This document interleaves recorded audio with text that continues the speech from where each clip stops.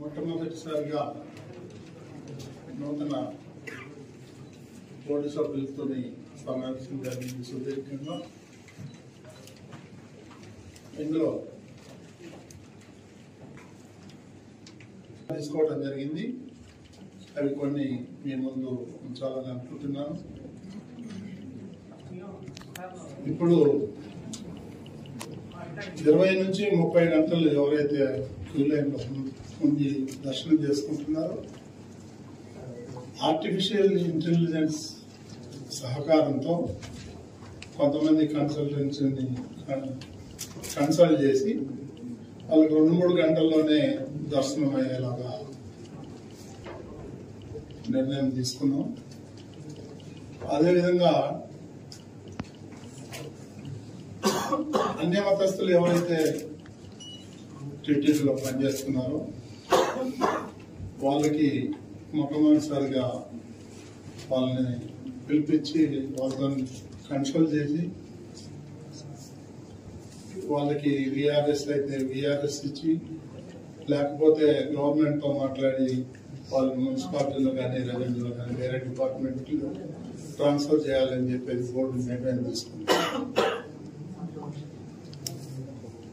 ఈ తిరుమలలో dumping yard అయితే నేను మొట్టమొదటిసారి దాన్ని సందర్శించడం జరిగింది. అది 3-4 నెలల్లో మొత్తం క్లియర్ చేయాలని చెప్పేసి అధికారులను ఆదేశించాలని బోర్డు నిర్ణయం తీసుకుంది. ముఖ్యమంత్రి చంద్రబాబు నాయుడు గారి హయాంలో ఈ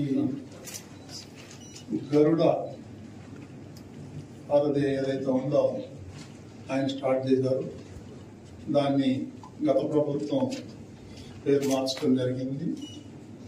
కాబట్టి దాన్ని మళ్ళీ సేమ్ పేరు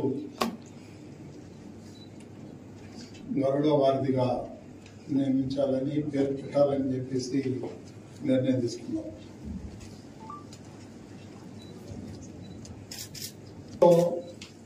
ఏదైతే 20 ఎకరాలు భూమిలో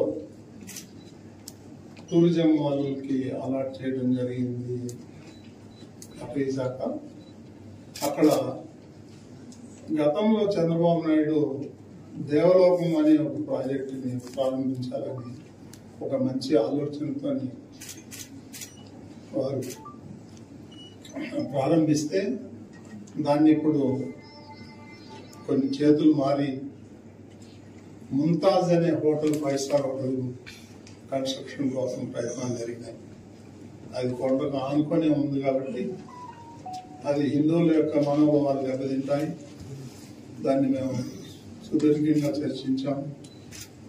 దాన్ని ఆ ప్రభుత్వం భూమి అయితే ఉందో దాన్ని టీటీడీకి హ్యాండ్ ఓవర్ చేయమని చెప్పేసి గవర్నమెంట్కి రిక్వెస్ట్ చేయాలని చెప్పేసి బోర్డు నిర్ణయం తీసుకుంది.